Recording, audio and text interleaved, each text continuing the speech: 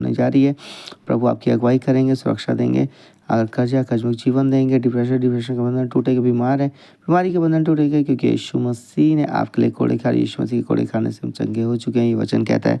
वचन सिखाता है और आप भी डिक्लेयर करें, घोषणा करो, बंधन टूटने जा रहे। वचन में लिखा है, जैसा तेरा विश्वास है वैसे तेरे साथ हो। आपका विश्वास क्या कहता है आपके लिए, सो प्रभु उसे पूरा करेंगे। अगर आपसे कोई गलती करने से पाप हुए तो क्षमा मांगे, अंगीकार करें, तौबा करें, क्योंकि वचन में लिखा है, जैसे मैं पवित्र वैसे तुम भी पवित्र बनो। प्रभु पवित्रताई में हमें जब देखते हैं तो खुश होते हैं, और तब हमें भी खुश वो कर देते हैं। और आप खुश होने जा रहे हैं अगर आप प्रभु के आत्मा के अनुसार चलेंगे। तो आज यहोशू 10 अध्याय शाम के समय प्रभु ने हमें मौका दिया, आज दिन भर संभाला है। प्रभु का शुक्रिया करते हैं। एमोरियों पर विजय।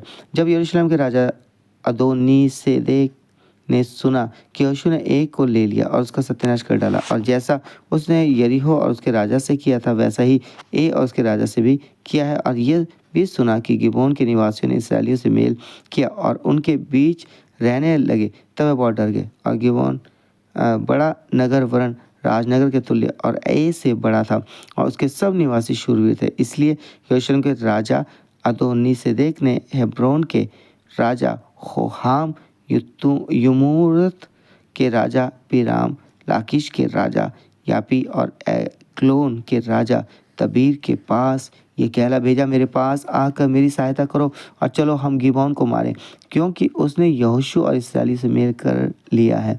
इसलिए यरूशलेम, हेब्रोन, यमूत, लाकीश और एग्लोन और पांचों एमोरी राजाओं ने अपनी अपनी सारी सेना इकट्ठी करके चढ़ाई कर दी और गिबोन के सामने डेरे डालकर उससे युद्ध छेड़ दिया। तब गिबोन के निवासियों ने गिलगाल की छावनी में यहोशू के पास यूँ कहला भेजा, अपने दासों की और से तू अपना हाथ ना हटाना, शीघ्र हमारे पास आकर हमें बचा ले और हमारी सहायता कर, क्योंकि पहाड़ पर रहने वाले अमोरियों के सब राजा हमारे विरुद्ध इकट्ठे हुए हैं। तब यहोशू सारे योद्धाओं और सब शूरवीरों को संग लेकर गिलगाल से चल पड़ा। और यहोवा ने यहोशू से कहा, उनसे मत डर, क्योंकि मैंने उनको तेरे हाथ में कर दिया है और उनमें से एक पुरुष भी तेरे सामने टिक ना सकेगा।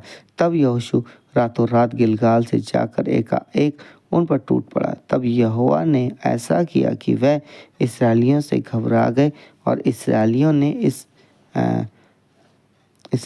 ने गिबोन के पास उनका बड़ा संहार किया और बेथोरोन के चढ़ाव पर उनका पीछा करके अजेका और मकेदा तक उनको मारते गए।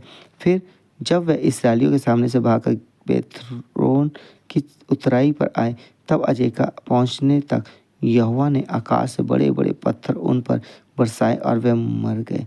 जो ओलों से मारे गए उनकी गिनती इसराइलियों की तलवार से मारे हुओं से अधिक थी।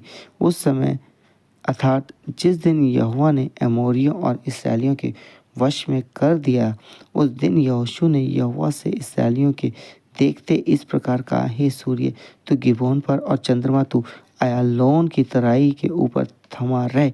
और सूर्य उस समय तक थमा रहा और चंद्रमा उस समय तक ठहरा रहा जब तक उस जाति के लोगों ने अपने शत्रुओं से बदला ना लिया। क्या ये बात यशायाह नामक पुस्तक में नहीं लिखी है कि सूर्य आकाशमंडल के बीचों बीच ठहरा रहा और लगभग 4 पैर तक न डूबा, ना तो उससे पहले कोई ऐसा दिन हुआ और न इसके बाद जिसमें यहोवा ने किसी पुरुष की सुनी हो, क्योंकि यहोवा ने तो इसराइल की ओर से लड़ता था। तब यहोशू सारे इसराइलियों समेत गिलगाल की छावनी को लौट गया।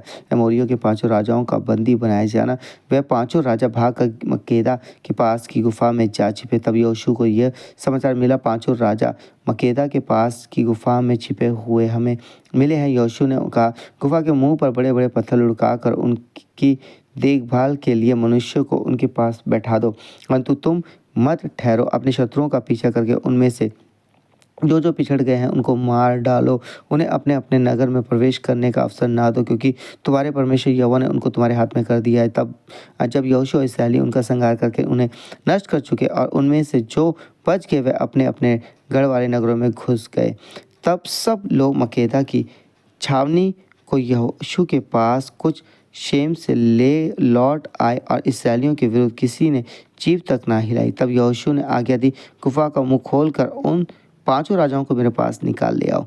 उन्होंने ऐसा ही किया और यरूशलेम, हेब्रोन, लाकीश और एग्लोन और उन पांचों राजाओं को गुफा में से उनके पास निकाल ले आए।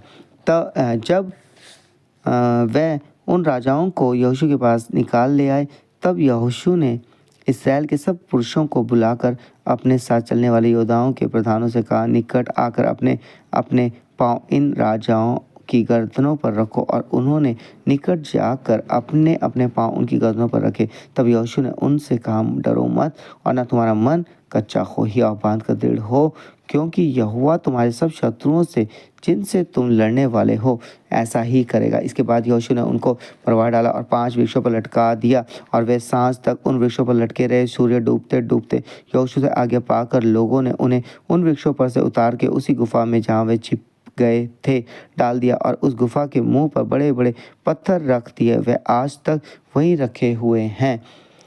और अधिक अधिक एमोरी राज्य पर विजय। सो मेरे प्रियो, प्रभु हमें सिखाता है किस प्रकार से, क्योंकि आज भी साइंटिस्ट, मेरे प्रियो, कुछ वर्ष पहले ये खुलासा हुआ कि साइंटिस्ट भी इस खोज में थे कि पूरा सूरज एक दिन और कुछ मिनट रुका रहा, और ये बाइबल प्रूफ करती है इस बारे में मेरे प्रियो। सो आइए प्रार्थना करेंगे। धन्यवाद धन्यवाद धन्यवाद पवित्र पवित्र पवित्र पवित्र दयालु परमेश्वर पिता, आपके सम्मुख आते विशेष कर शुक्रिया करते हैं कि आपने हम सबको संभाला, आशीषित किया प्रभु, और आगे भी अपने बेटे बेटियों को संभाले, स्वस्थ तंदुरुस्त सके, उनकी अगुवाई कर, उनके घर परिवार में कोई कमी घटी ना, उनकी जरूरतें पूरी करे प्रभु। और सच में प्रभु जी, आज का दिन उनके लिए आशीषित हो प्रभु, और उनकी अगुवाई करे, सुरक्षा दर महान गवाहियाँ उनके जीवन में उत्पन्न होने पाए। आपका धन्यवाद प्रार्थना सुनने के लिए, उन्हें आशीषित करने के लिए, उनकी जरूरतें पूरी करने के लिए। ये प्रार्थना यीशु मसीह के नाम से मांगते हैं, आमीन। सबको जय मसीह के। प्रभु आपको आशीषित करने जा रहे हैं। आगे का भाग में आगे पढ़ूंगा, सेकंड भाग होगा वो। सो प्रभु आपको आशीषित कर। जय मसीह की।